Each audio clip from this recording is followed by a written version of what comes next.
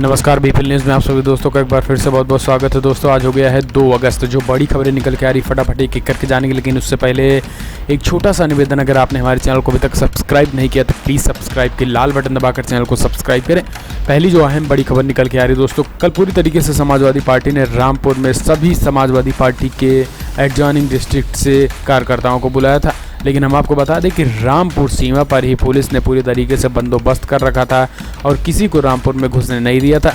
लेकिन अंदरूनी बात करें अगर हम आज़म खान के बेटे अब्दुल्ला आज़म खान, रामपुर में उन्होंने ज़बरदस्त तरीके से प्रदर्शन तो किया था, लेकिन फ़िलहाल 24 घंटे के अंदर उनको दोबारा हिरासत में ले लिया गया था। इसके अलावा हम आपको बता दें, समाजवादी पार्टी के सांसद एसटी हसन और बदायूं से सांसद धर्मेंद्र यादव को भी पूरी तरीके से हिरासत में ले लिया गया था। सैकड़ों कार्यकर्ताओं के साथ वो भी रामपुर में आ रहे थे, लेकिन मुरादाबाद रामपुर बॉर्डर पर ही उनको रोक लिया गया और मुरादाबाद में ही उनको हिरासत में ले लिया गया था। इसके अलावा समाजवादी पार्टी के अध्यक्ष अखिलेश यादव ने शाम को 5 बजे पूरी तरीके से निशाना साधा। उन्होंने अपने फेसबुक पेज पर लिखते हुए योगी सरकार पर निशाना साधा। सपा अध्यक्ष अखिलेश यादव ने कहा कि रामपुर में भाजपा सरकार के इशारे पर प्रशासन ने समाजवादी पार्टी के शांतिप्रिय प्रदर्शन को रोकने के लिए जो लोकतांत्रिक रवैया अपनाया है वो सर्वथा निंदनीय है। वहाँ नागरिक अधिकारियों को कुचला गया है। रामपुर को पूरी छावनी बनाकर दहशत का माहौल बनाने के लिए विधायक अब्दुल्ला आज़म को घर से निकलने से ही हिरासत में ले लिया गया और रामपुर की सीमाओं को सील कर दिया गया। पूर्व सांसद धर्मेंद्र यादव, सांसद एसटी हसन, विधायक हाजी इकराम कुरैशी सहित बड़ी संख्या में कार्यकर्ताओं को पुलिस ने अवैध ढंग से रामपुर में आने से रोका और गिरफ्तार करके लोकतंत्र की हत्या की है।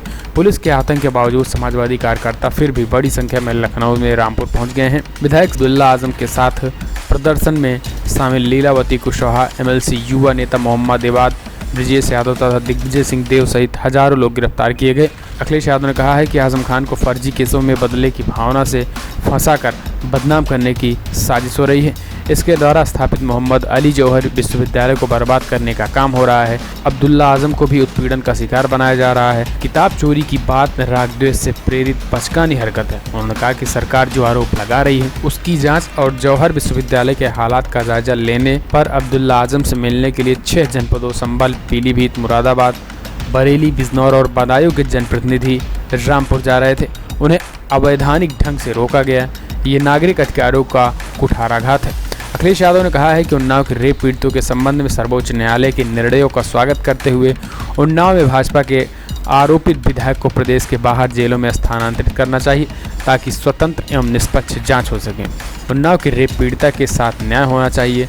अखिलेश यादव ने कहा है कि भाजपा ने अपने 2.5 वर्षों के कार्यकाल में अपराधियों को प्रशंसित किया है। इसमें अपराध की घटनाएं बढ़ी हैं। बच्चियां स्कूल जाने से डरती हैं। यूपी की बदनामी दुनिया भर में हो रही है। भाजपा राज्य में कानून की धज्जियां उड़ा दी गई हैं। ये दुर्भाग्यपूर्ण है।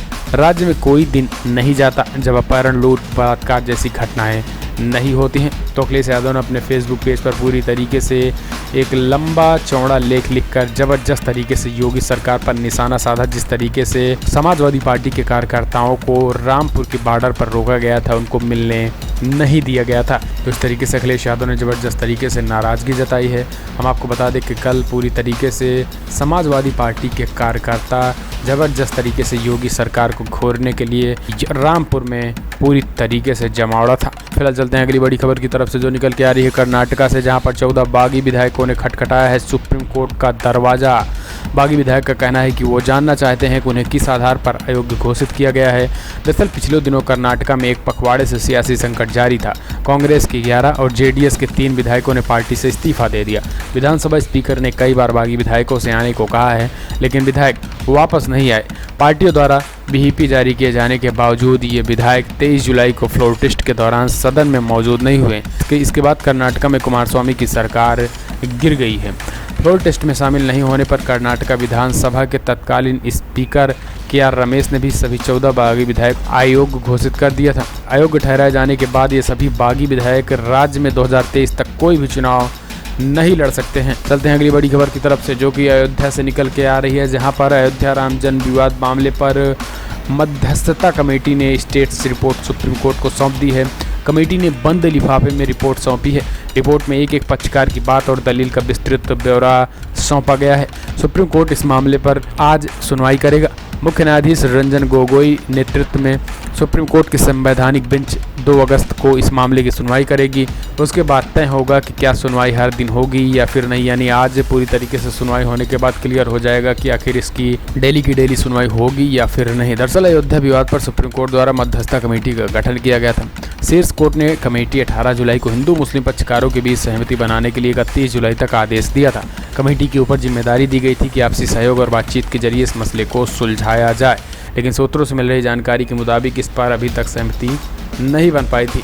इसी को लेकर अब पूरी तरीके से यह मामला निकला है। फिलहाल चलते हैं अगली बड़ी खबर की तरफ से, जहां पर भारत के आगे झुका पाकिस्तान और कुलभूषण जाधव को दिया है काउंसलर एक्सेस। जी हां, कुलभूषण जाधव मामले में अंतर्राष्ट्रीय कोर्ट ICJ से करारी हार के बाद पाकिस्तान ने एक बड़ा फैसला लिया है।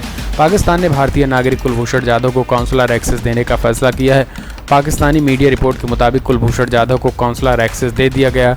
कल भारतीय अधिकारी मिल सकते हैं। पाकिस्तान की जेल में बंद जाधव पर जासूसी के आरोप लगाकर सैन्य अदालत ने मौत की सजा सुनाई थी।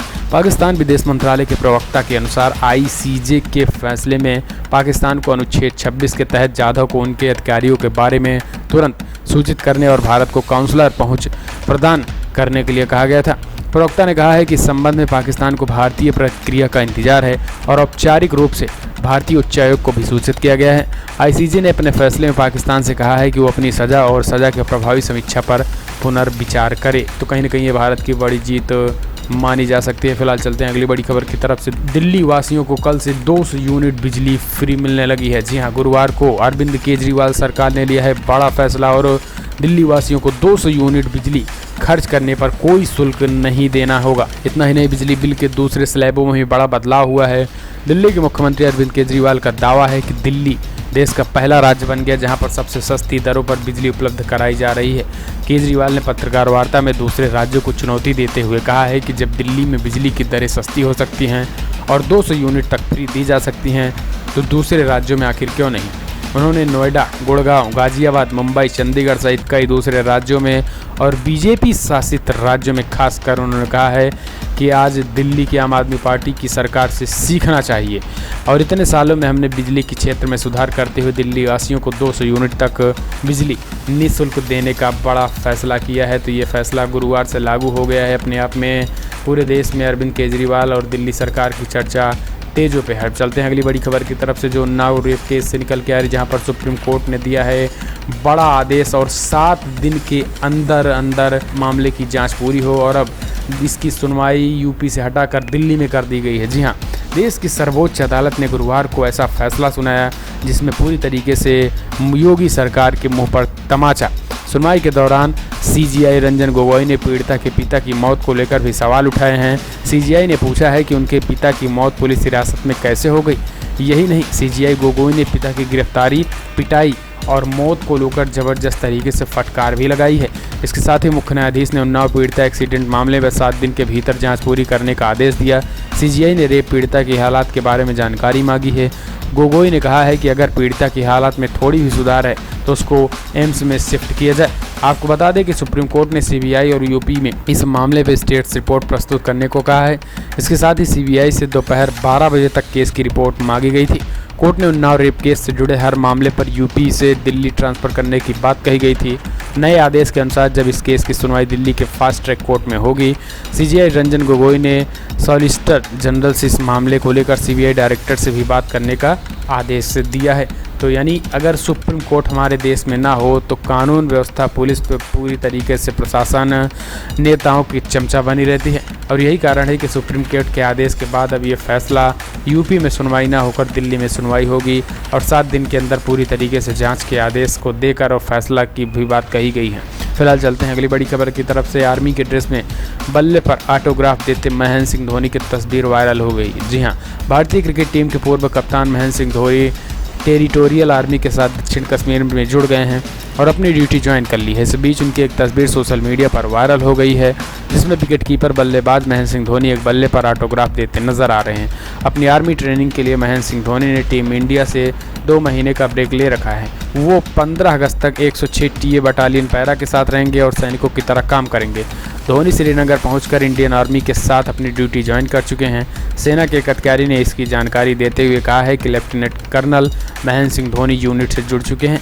जहां महेंद्र सिंह धोनी ने ड्यूटी ज्वाइन की है वो इलाका आतंकवाद से प्रभावित है। इससे पहले सेना प्रमुख बिपिन रावत ने कहा था कि महेंद्र सिंह धोनी ने अपनी बेसिक ट्रेनिंग पूरी कर ली है और उन्होंने अपनी ड्यूटी पूरी करने की इच्छा जताई है। रावत ने कहा है कि एक भारतीय सेना की वर्दी पहनना चाहता है तो इससे जुड़े सभी कामों को करने के लिए तैयार करना पड़ता है। तो इस तरीके से महेंद्र सिंह धोनी की सोशल मीडिया में काफ़ी चर्चा का विषय बना है ये तस्वीर। फिलहाल आज की बड़ी खबरों में दोस्तों इतना ही। अगर आपको वीडियो पसंद आया तो लाइक करें, शेयर करें, कमेंट के माध्यम से आप अपनी राय देना ना भूलें।